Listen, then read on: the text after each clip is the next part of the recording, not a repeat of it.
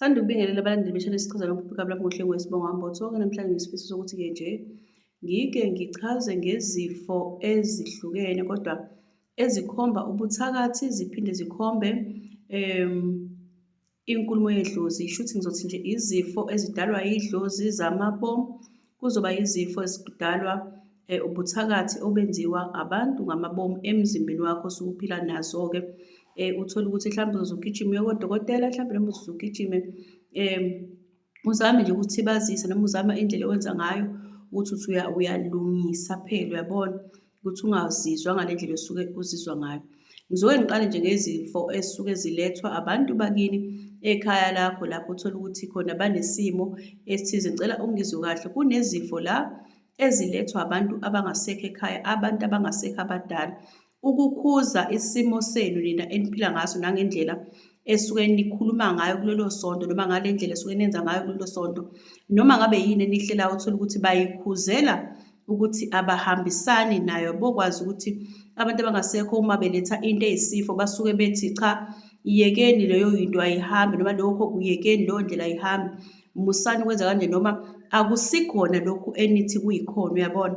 Izifo-ke abake baziveze, mhlawumbe uthole ukuthi kuney'nhlelo enithi niyayilungisa noma kunokuthize okwenzeke nakubona nonke kodwa ekhaya, kodwa nangabona ukuthi le nto ingase ithinte noma izwele kwabangasekho. Uthole ukuthi-ke sekuzoba nesifo abazosiletha noma kuzoba nendlela abazokhuluma ngayo kunina egcekeni. Ake ngiqale ngizobe sengiyangichazela ngakunye ngakunye. Uma sekuphinde kuzoba yilezi ezobuthakathi, uthole ukuthi ezobuthakathi zilethwa-ke ukuthi kusuke kunabantu abasuke bebhekene nani ukwenza okubi kunina. Fanele ukwazi futhi lokhu ukuthi izifo zobuthakathi akuzona izifo othi noma usuzikhulumele ake ngilungisela izifo ezilethwa yidlozi. Uyakwazi ukuyozikhulumela emsamo, udlulise inkulumo, mase kuyadlula lokho kungabe sekuyabuyela. Kuba yinto mhlawumbe othola ukuthi izothatha kuya ngesimo nangobubanzi bento abasuke bekhuluma ngayo.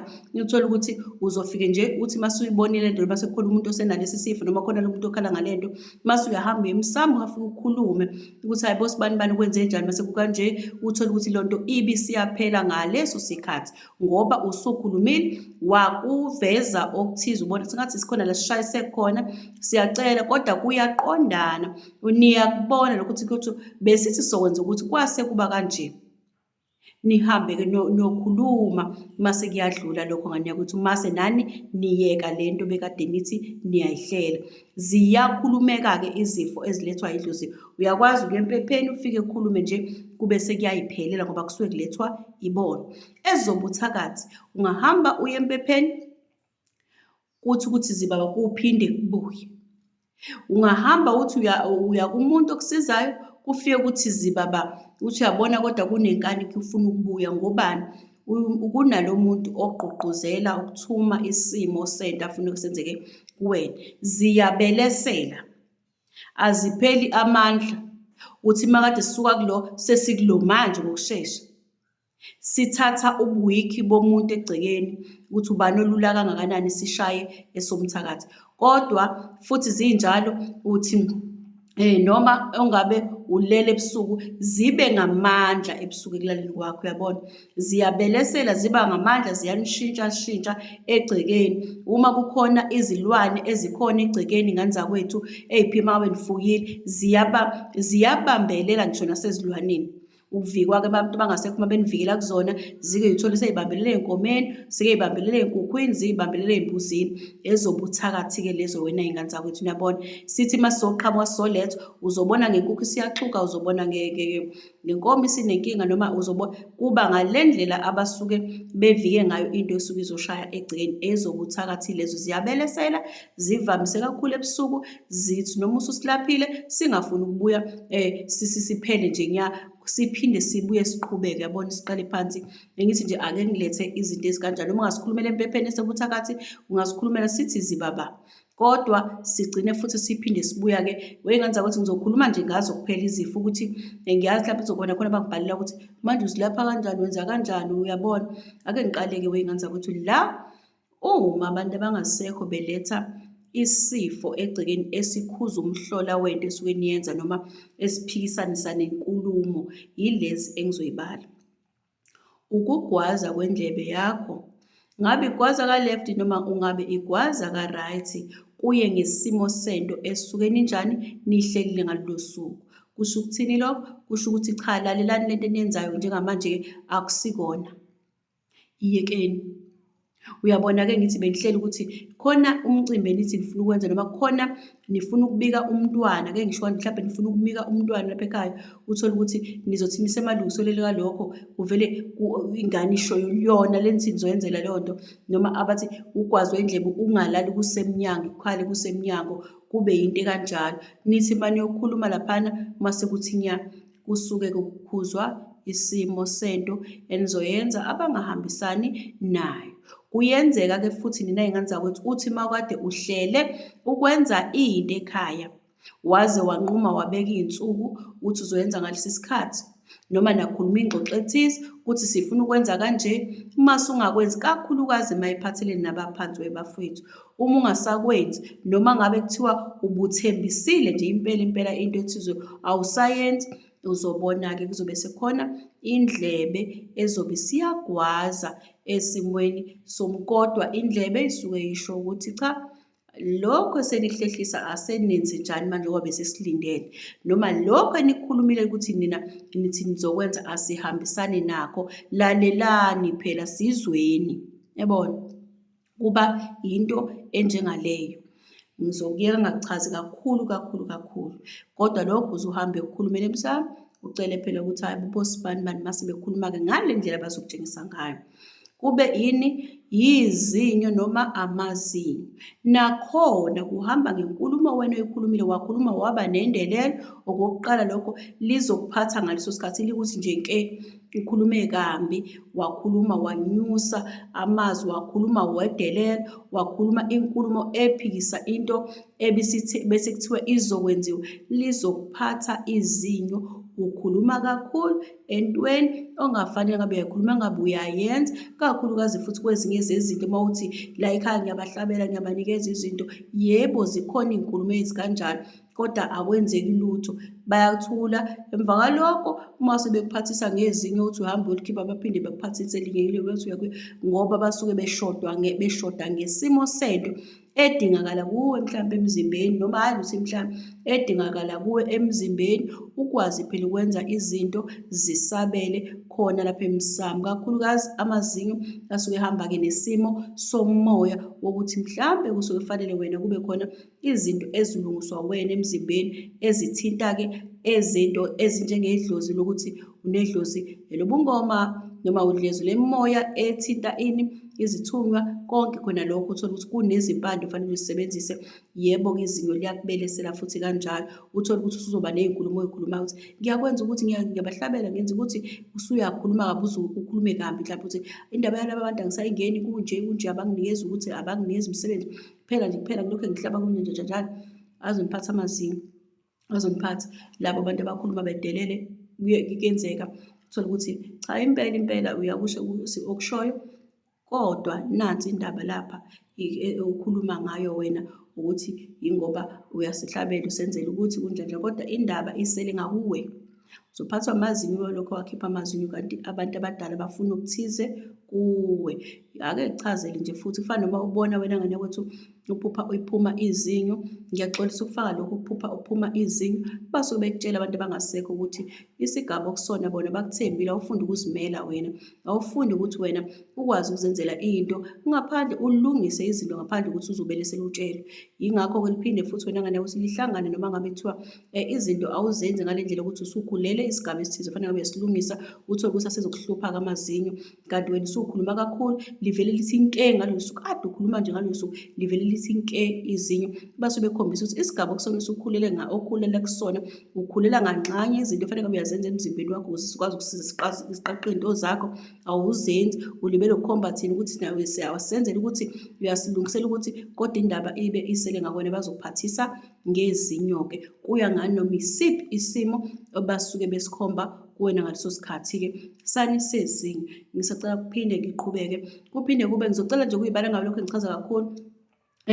Kuphinde kunengane ukuthi uthole ukuthi kuzoba amathumbu, uthole ukuthi umuntu umile amathumbu lapha ekhaya, kusho inkulumo esuke fanele ngabe abantu abadala baziswa ngayo eyenzakala ekhaya, kodwa uthole ukuthi abaxoxelwa lutho ngayo ekhaya labo. Iyenzeka nje noma kuyale, uthole ukuthi akwenzeki indaba yokuthi baziswe ngale nto bayabona ukuthi hawu kose kuba, ake ngilinganise nje ngesimo esilula wey'ngane zakwethu, uthole ukuthi kunabantu ikakhulukazi uma into iwumfakela wasekhaya, ukuthola ukuthi kuzoba nomfakela wesimo sento ethize abafisa ngathi bangabikelwa ngayo engathinti bona impande yayo, kodwa eyinto evele yenzeka ekhaya.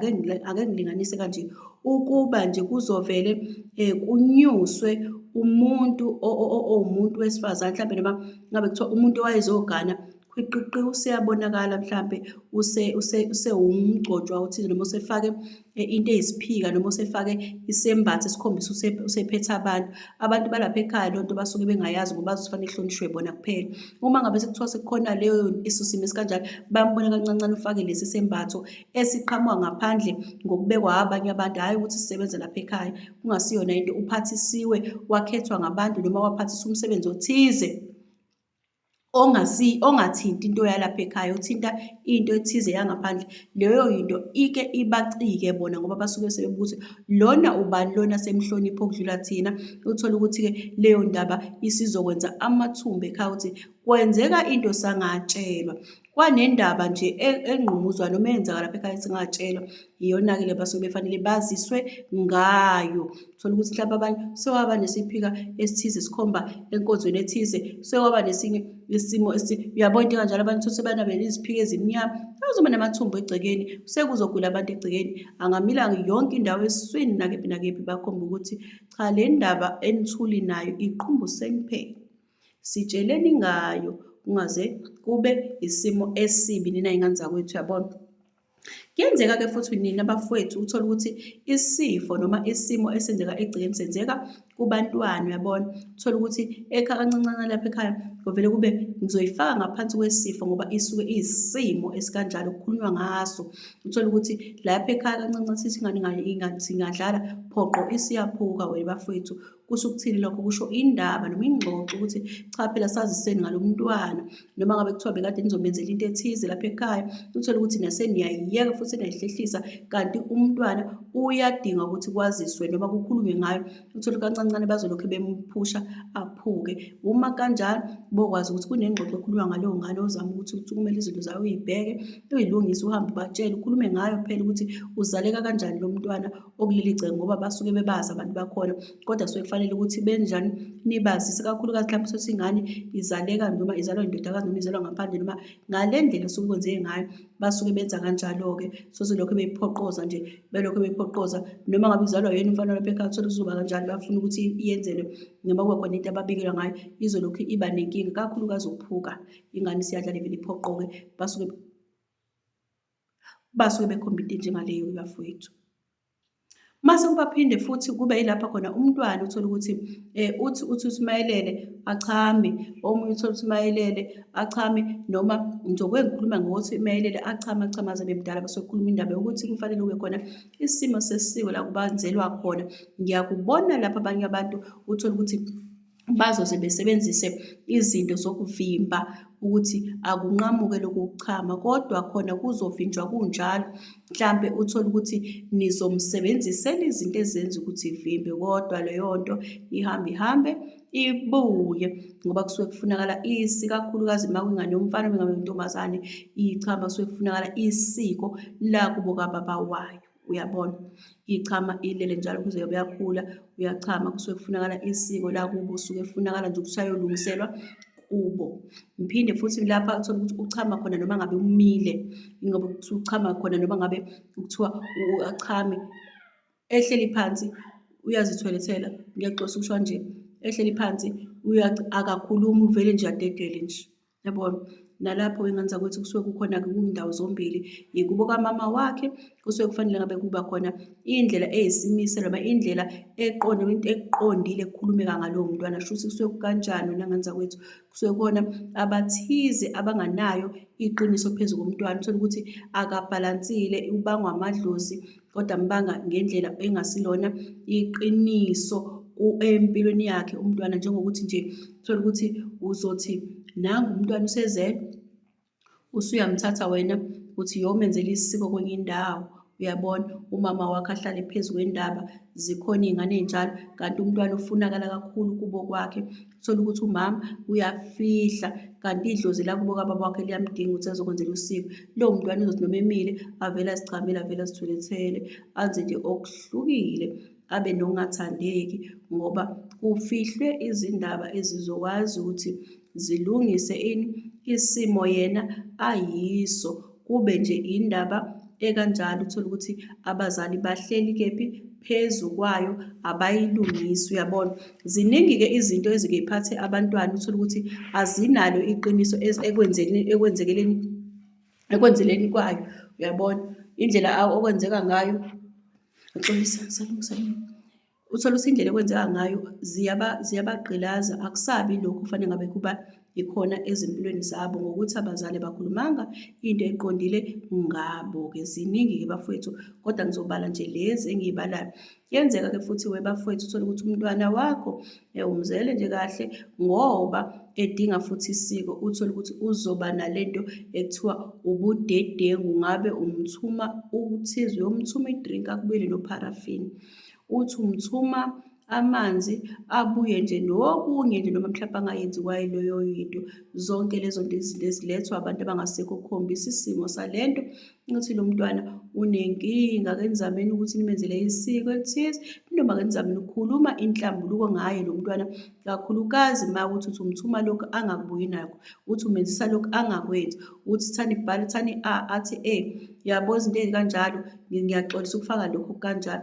Kodwa nje ukuphambanisa, sisuke ekhaya ukuphambanisa, kusuke kufunakala inkulumo eqondile phezu kwakhe ukwazi ukulungisa isimo sakhe, ngoba ephambanisa nje utshengisa nina ukuthi nina niphambanise inkulumo ngayo, noma ekhaya kubo noma ekhaya lapha khona kunemfihlo eyenziwe ngayo, esezovela-ke ngokuthi aphambanise izinto. Kunezinto ezingenziwanga kahle ezidinga into enenhlambuluko, into kanjalo. Ilezo zifo ezikwazi ukuthi zilethwe abantu abangasekho uma bexoxa isimo sento esegcekeni efanele ilungiswe yinina, ngabantu abakhona basuke bephila, bazoveza noma bazoletha zonke lezo zifo ezizimpawu zezinkulumo. Niyabona, ngisacela-ke ukuma kulezo, ngicela kuphinde futhi ngiqhubeke ukuveza ezinye zezifo ezikhonjwa abantu abangasekho uma bekhuluma-ke manje, hhayi indaba yenu neniphilayo, uma bekhuluma indaba yabo kunina. Bazokwenza kanje, uma umuntu babekhuluma indaba yabo, bakhuluma ngabo manje izifo eziphethe bona bezikhuluma kunina, uyabona.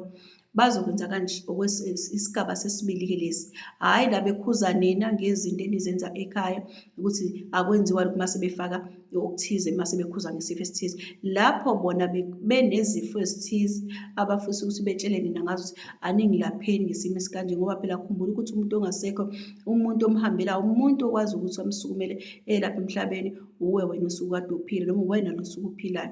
Ake sikhumbeke lokhu-ke. Kuyenzeka uthole ukuthi lapha ekhaya nina kube khona nje ukubeleselwa idolo elikubelesela unomphela, bayakutshengisa-ke ezalukazini zakini kwakukhona umuntu onaleso simo esikanjalo sokuhlushwa amadolo, wahamba ehlushwa amadolo. Bakwethu umuntu uma ehambile emhlabeni ekade ephethwa yisifo, ake nje ngiqale la kulesi sigaba sesibili, umuntu uma kade ephila emhlabeni wahamba egula kanjalo ngesifo esithize, uyahamba phela usisusa usilungise ukuze angabanjwa leso sifo, angalokhu agula. Yingakho isikhathi esiningi uthola ukuthi abanye abantu phupha ugogo, ngiphupha ugogo, ngiphupha ugogo elokhu elele embhedeni, ngiphupha ugogo, ngiphupha ubani umama, ngiphupha ubaba egula. Kusho ukuthi usuke ekutshela ukuthi akungisuse nakho ukugula. Le ndlela engahamba kulokhu kufa kwakungiphethe namanje kusangehlula njengoba kwakumhlule lapha emhlabeni, nangalena bafowethu kuyenzeka uthole ukuthi kumhlule. Engayiveza ngey'gaba ey'thize lapho engaguli khona ngoba esuke ezokhuluma iy'ndaba ey'thize, kodwa uma ehamba aphinde ayiveze ukugula asho ukuthi